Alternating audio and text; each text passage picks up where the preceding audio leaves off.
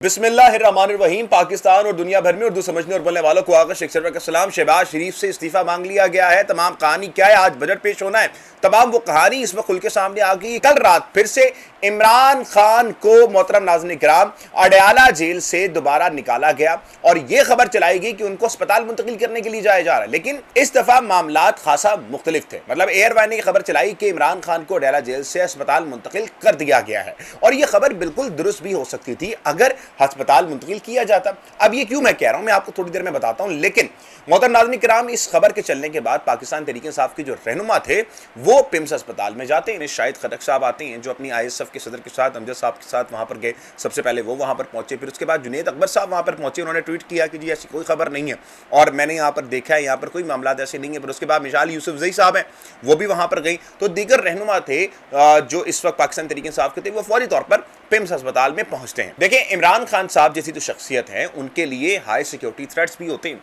और हमारे काबिल दोस्त, जो काबिल फाइज दोस्त हैं, वो अगर ये खबर देते हैं तो उनको ये भी सोचना चाहिए कि इमरान खान साहब की जान को क्या खतरा लाहक हो सकता है इस खबर की वजह से। एक दफा ऐसा हुआ कि इमरान खान साहब को पिम्स अस्पताल लाया गया और सोशल मीडिया के कुछ एक्टिविस्ट थे, उन्होंने ये खबर दे दी कि इमरान खान साहब को पिम्स अस्पताल से अडयाला जेल लेके जा रहे। फिर उसके बाद उनको गिरफ्तार भी किया गया क्योंकि इस वक्त बात सामने आई थी अदालतों की तरफ से कि अगर पिम्स से अडयाला जेल के रास्ते में इमरान खान साहब को कोई सिक्योरिटी थ्रेट हो जाता तो उसका जिम्मेदार कौन होता।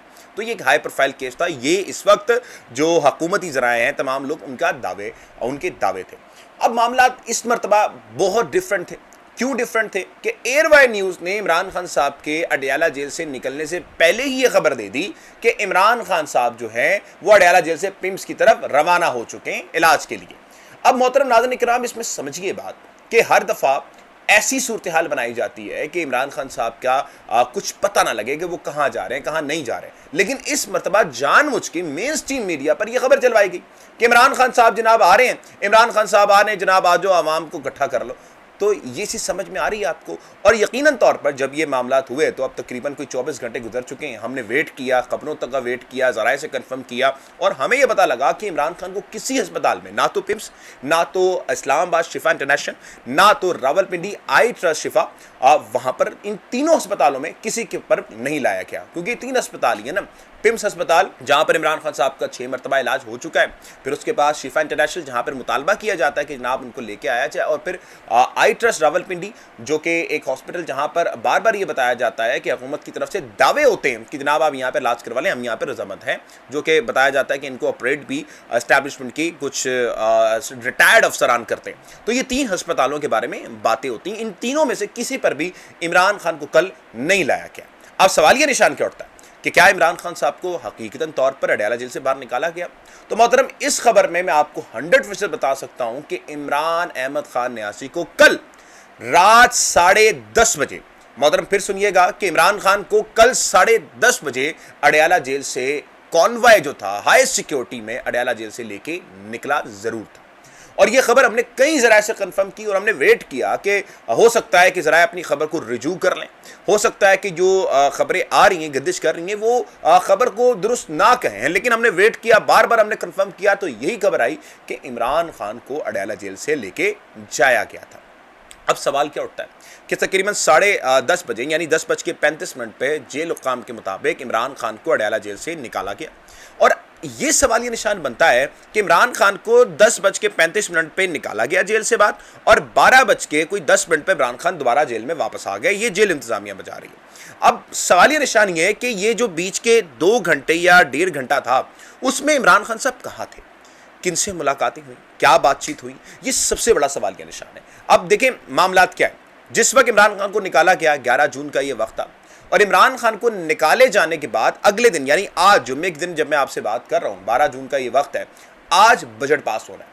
हुकूमत परेशान है, कश्मीर के मामलात आपके सामने, कश्मीर के मामलात पे जो चीज़ें निकल कर आ रही है उसमें सिर्फ एक ही रहनुमा है जो उसको समझ सकता है, जो संभाल सकता है, और वह है इमरान खान। इमरान खान से बातचीत होनी है बजट पास करवाने पर भी। बजट का आज एहतजाज होना है और जो रहनुमा होंगे वहाँ पर धरने वगैरह भी देंगे और उन्होंने कहा है कि जी हम बजट का इजलास चलने भी नहीं देंगे, तो वो वहाँ पर मौजूद भी रहेंगे। और फिर उसके बाद कई ऐसी दुश्वारियाँ हैं जो हुकूमत को फेस भी करनी है। तो उस पीक ऑफ टाइम पर इमरान खान को 11 जून की रात को यानी 10:30 बजे 10:35 पर इमरान खान को निकाला गया और फिर 12 जून की जो रात थी यानी 12:10 पर इमरान खान दोबारा डेरा जेल में वापस आए। आया वो इमरान खान वापस आए या नहीं आए, ये भी बड़ा सवालिया निशान है, क्योंकि इस वक्त इमरान खान को 8 महीने हो चुके हैं कैद तन्हाई में। ये इमरान खान किसी से मुलाकात नहीं कर सकते। इमरान खान की बहनें क्या कहती हैं कि भाई अगर आपको वाकई में आप सच्चे हैं ना तो इमरान खान का ब्लड लीजिए और ब्लड टेस्ट करने दीजिए हमें शौकत खाना में। और क्या मसला क्या होगा भाई, आपको तो कहना चाहिए कि जी हम ब्लड टेस्ट देते हैं, इमरान खान की मुलाकात करवाएं, ब्लड टेस्ट दें और इमरान खान को कहें कि जी कोई मसला नहीं। लेकिन ये क्या छुपा रहे, मसला क्या है, इमरान खान की मुलाकात क्यों नहीं होने दे रहे? इमरान खान की जब से आंख खराब हुई है तो उस वक्त सवालिया निशान बनता है कि हुकूमत इमरान खान को बुनियादी इंसानी हकूक जो है वो भी प्रोवाइड करने पे नाला है। चले मान लेते हैं इमरान खान के जितने भी केसेस हैं वो सारे ठीक हैं, इमरान खान ने वाकई वो जुर्म किए हैं जो उनके ऊपर बनते हैं, तो फिर एक कैदी के क्या हकूक होते हैं? कैदी के ये हकूक होते हैं कि जब उसको बीमारी हो या जब उसको कोई मसला हो जाए तो उसकी फैमिली को इन्फॉर्म किया जाए, उनकी फैमिली के सामने उनका इलाज हो। ये बुनियादी किसी भी प्रेसिडेंट के लॉ में आता है। तो आप समझें इस चीज को कि इमरान खान को वो हकूक भी नहीं दिए जा रहे। इंटरनेशनल मीडिया इस वक्त चीख उठा। इंटरनेशनल मीडिया अखबार है मिडिल ईस्ट मॉनिटर। अब मैं आपको बता दूं कि ये जो अखबार है ये कोई ऐसा अखबार नहीं है जिसके बारे में वेस्टर्न मीडिया के जो प्रोपेगेंडे वो चलते हैं। सबसे ज्यादा ये न्यूज़ मुसलमानों और फ़लस्तीन के बारे में देता है, मतलब कि फ़लस्तीन के हकूक की अगर कोई बात कर रहा है तो ये अखबार, ये जरीदा है। अच्छा, ये अखबार क्या फरमा रहा है कि जो मुस्लिम वर्ल्ड के दानिश्वर है ना, जो अपने आप को मुस्लिम वर्ल्ड का दानिश्वर मानते हैं, अब मिसाल में कई लीडर आ जाते हैं, तुर्की के लीडर आ गए हैं, अब सऊदी अरेबिया के लीडर आ गए हैं, तो वो लोग जब भी बात करते हैं तो वो हर जगह पर इस्लामोफोबिया को ढूंढते हैं, मतलब कि रशिया में ढूंढ लिया, कहीं पर मुसलमानों पर जुल्म हुआ, लेकिन उन जगहों की बात नहीं करते जहां पर इनके मफादात जुड़े। फिर वो आगे लिखते हैं कि मिसाल के तौर पर पेरिस में इस्लामोफोबिया की जो इस वक्त मामलात हैं वो ये ढूंढ लेते हैं। फिर ये कहते हैं कि दिल्ली में इनके लिए आवाज़ें उठाई जाती हैं अगर मुसलमानों के साथ कोई बुरा सलूक हो।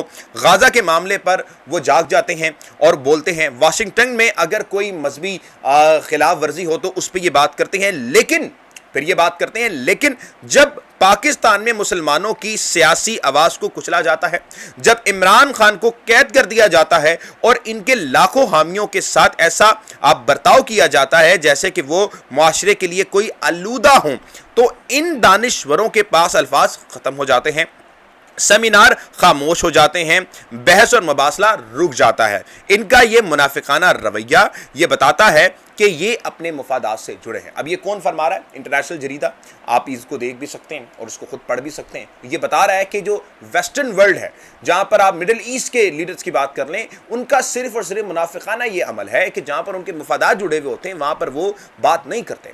उस लीडर के बारे में बात नहीं की जा रही जिसने इस्लामोफोबिया के लिए सबसे बेहतरीन मुकदमा लड़ा। अब ये बात कौन कर रहे हैं? फलस्तीन के बच्चे, फलस्तीन के मासूम लोग इस वक्त ये बात कर रहे हैं। जरीदे को लिखने वाला एक मुसल्मान फलस्तीनी है और ये जो बात कर रहे हैं अखबार फलस्तीनियों के हकूक पर बात करता है। तो वो क्या बात कर रहा है कि जी इमरान खान को सबसे ज्यादा किसी ने नजरअंदाज किया है तो यही इस्लामिक वर्ल्ड के दानिश्वर हैं जो हर जगह पे इस्लाम के लिए आवाज तो बुलंद करते हैं, लेकिन जब इनके मफादात कहीं पर आ जाएं तो फिर ये बात नहीं करते। इमरान खान वो लीडर था जिसने इस्लामोफोबिया के लिए आवाज उठाई, जिसने अमेरिका को एब्सोल्युटली नॉट का अपने अड्डे देने से मना किया, और इमरान खान ने यह बात की कि मैं किसी भी जंग में शरीक नहीं होऊंगा, और आज उसके साथ जो सलूक हो रहा है वो अमेरिका ही करवा रहा है, लेकिन उस पर कोई बात नहीं करता। ये जरीदा ये फरमा रहा है। तो आप समझिए कि दुनिया के अंदर इमरान खान के लिए आवाजें उठ रही हैं। दुनिया के अंदर कहा जा रहा है कि इमरान खान के साथ ज्यादती हो रही है, फलस्तीनी चीख रहे हैं, सीरिया के लोग चीख रहे हैं, ईरान के लोग चीख रहे हैं, लेकिन पाकिस्तान में क्या हो रहा है ये भी आप समझिए। पाकिस्तान में आज हमने उन लोगों को देखा है कि इमरान खान बार बार कहते रहे कि मुझे मेरे पाकिस्तानियों आपने इंसाफ दिलवाना है, अगर मुझे कुछ हो गया। आज क्या हो रहा है? अगर आज कोई आज़ाद कौम होती, हजूम ना होता, आज अवाम सड़कों पर होती, लेकिन हमने क्या देखा है कि उसके लीडरान सिर्फ अपनी हुकूमत बचाने के लिए लग रहे हैं। आगे चले मोहतरम नाज़रीन इकराम, तो शहबाज शरीफ ने इस वक्त उनसे इस्तीफ़ा मांगने की खबरें सामने आ रही हैं। अभी मैं सामने एक ट्वीट आपके सामने रखता हूँ जो मोहतरम रावी साहब का, रावी यानी हसन अयूब साहब, इनके बारे में बताया जाता है कि एस्टैब्लिशमेंट के जो खास पसंदीदा लोग हैं ना, चुनिंदा, उनमें से इनका शुमार होता है। हसन अयूब साहब क्या फरमा रहे हैं मैं आपके सामने पढ़ देता हूं। उनके पीपल्स पार्टी इस सिस्टम का हिस्सा है। अब इन्होंने ब्लैकमेलिंग शुरू कर दी है। अगर पीपल्स पार्टी ने ऐसे ब्लैकमेल कर रहा है तो इनके पंजाब और खैबर पख्तूनख्वा के गवर्नर को तब्दील किया जाए। शहबाज शरीफ को भी चाहिए कि इस्तीफा दें और नए इलेक्शन की तैयारी करें। ऐसी हुकूमत का फायदा नहीं, ये जिल्लत और रुसवाई है। मतलब शहबाज शरीफ साहब को बोला जा रहा है कि जी आप जो है जो हुकूमत कर रहे हैं इससे ये बिल्कुल इसकी है कि आप जिल्लत और रुसवाई का सामना कर रहे हैं। आप खुदारा ये इस्तीफा दीजिए और नए इंतखाबात की तरफ चली जाइए। और पीपल्स पार्टी भी इस वक्त ब्लैकमेल करना शुरू कर दिया है। तो हसन अय्यूब साहब क्या फरमा रहे हैं, जरा इसको समझिए। हसन अय्यूब साहब वो आदमी हैं जो एस्टैब्लिशमेंट के बड़े टॉप ऑफ द पॉइंट रहते हैं, जो उनकी खबरें वगैरह निकाल के लेकर आते हैं और एस्टैब्लिशमेंट के बड़े करीबी समझे जाते हैं। एस्टैब्लिशमेंट जो बोलती है, जो पैगाम इनके सामने दिलवाना चाहती है, ये माउथ पीस एस्टैब्लिशमेंट का। अब ये बात क्या कर रहे हैं कि शहबाज शरीफ साहब आप इस्तीफा दीजिए और नए इलेक्शन की तरफ जाइए। और अब आपकी जो हुकूमत है उसमें जिल्लत और जो आप काम कर रहे हैं उससे ज्यादा आपकी हुकूमत नहीं काम कर रही। देखिए हसन अय्यूब से पहले जनाब सुहेल वड़ाइच, जिनके बारे में बताया जाता है कि जी मोहसिन नकवी के साथ अगर कोई करीबी सहाफ़ी समझा जाता है तो वो सुहेल वड़ाइच है। अब सुहेल वड़ाइच साहब जो है उन्होंने बताया था कि जून के अंदर शहबाज शरीफ हुकूमत का खात्मा हो जाएगा और शहबाज शरीफ हुकूमत के बजाय इस वक्त एक नई हुकूमत सामने लाई जाएगी। अब ये कौन बात कर रहे हैं, सुहेल वड़ाइच साहब जो मोहसिन नकवी के साथ रहते हैं। मोहसिन नकवी कौन है, एस्टैब्लिशमेंट के बड़े करीबी आदमी। तो ये बातें तय हो चुकी हैं कि शहबाज शरीफ की जो हुकूमत है वो आज के दिन पर निसार हो रही है। यानी कि जो आज का बजट आने वाला है कुछ चंद घंटों में आ जाएगा, या जब मैं आपसे बात कर रहा हूं तो आ चुका होगा। तो ये बजट जो होगा ये शहबाज शरीफ की हुकूमत का फैसला करेगा और शहबाज शरीफ की हुकूमत आया जाने वाली है या नहीं जाने वाली, इसी बजट के ऊपर ये पेश पे चीजें रखी जाएंगी। देखें इस वक्त शहबाज शरीफ साहब ने बजट से पहले किया क्या। शहबाज शरीफ साहब के कई अखबार जो थे, पूरे फ्रंट पेपर्स जो थे, उसमें बताया गया कि मईशत सही चल रही है, मईशत कितनी जबरदस्त आ गई है। मईशत देखें जरा, ये अखबारों के आर्टिकल देखिएगा कि कितने ज्यादा आर्टिकल लगाए गए हैं उस पर फ्रंट पेज पर, और ये बताया गया है कि जी मईशत का तो बड़ा जबरदस्त काम हो रहा है, शहबाज शरीफ साहब बड़ा अच्छा काम कर रहे हैं। लेकिन हकीकत क्या है ये जरा मैं आपके सामने रखता हूं। देखिए तकरीबन 25% पाकिस्तानी कौम गुर्बत की लकीर से नीचे जा चुकी है, जिनकी जिंदगी इस वक्त गुजारना पाकिस्तान में इंतहाई कठिन है। लाखों अफराद इंतहाई गुर्बत का शिकार हैं और हालिया बरसों में इसमें इजाफा हुआ है। माली साल 2024 से 2025 के दरमियान जो बड़ी सनतें थी वो पाकिस्तान से बंद हो चुके हैं, यानी कि 1.5 से 2% कमी रिकॉर्ड में आई है इन सनतों के अंदर। फिर उसके बाद फैक्ट्री की बंदिशें हुई हैं। मुख्तलिफ सनतें तंजीमों के मुताबिक 150 से जायद जो सनतें थी यूनिट्स और 100 से जायद जो स्पिनिंग यूनिट थे वो बंद किए गए हैं। देखिए अगर इस हुकूमत ने किसी चीज़ों में इजाफा किया तो वो सिर्फ बिजली के बिल थे, गैस के बिल थे, वो पानी के बिल थे, वो इस वक्त इलेक्ट्रिसिटी में लोड शेडिंग थी उसमें इजाफा हुआ है। इसमें आवाम के ऊपर जो टैक्सेस लगाए जाते थे, अगर आपने हेलमेट नहीं पहना तो आपके ऊपर जो टैक्सेस लगाए जाते हैं वो इसी का हिस्सा है। आपके बैंकों में जो आप क्रेडिट कार्ड डालते हैं ना उसमें जो जीएसटी टैक्स है ना वो 16 से 17% से बढ़कर 18-19% बढ़ चुका है। किसी अच्छे रेस्टोरेंट में अगर खाना खाएंगे ना तो आपको 20% जीएसटी टैक्स देना पड़ेगा, जो इस वक्त कई बार भी नहीं दिया जाता। तो मोहतरम ये इन्होंने तबाही मचाई है।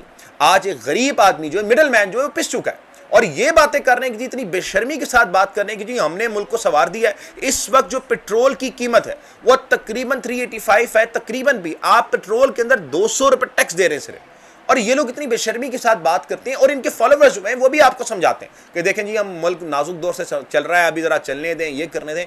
बेड़ा गर्क कर दिया मुल्क का इन्होंने। कोई फॉरेन इन्वेस्टमेंट जो है यहाँ पर पाकिस्तान में नहीं आई पिछले 2 सालों में। पाकिस्तान का बेड़ा गर्क हो चुका है। पाकिस्तानी पासपोर्ट जो है वो निचली से निचली सतह पे आ चुका है। एजुकेशन सिस्टम मैंने आपको कल बताया कोलैप्स कर चुका है। सिर्फ अफगानिस्तान से ऊपर है, हम बाकी सारी जगहों से हम लोग नीचे। मौजूदा सूरत हाल में आवाम जो है वो बदतरीन हाल के अंदर है और इसमें ये फ्रंट पेपर पे लगा के कहते हैं जी हमारा मुल्क बड़ा अच्छा चल रहा है। तो ये इनकी हालात हैं, इनकी औकात है। बजट के बारे में आपको बताएंगे और तफसील से बताएंगे कि इस बजट में क्या हालात हुए हैं और क्या मामला चल रहे हैं। आपको सारी चीज़ें बताएंगे, लेकिन अभी तक के लिए इतना इजाज़त दीजिएगा। मिलते हैं अगली वीडियो में। पाकिस्तान जिंदाबाद।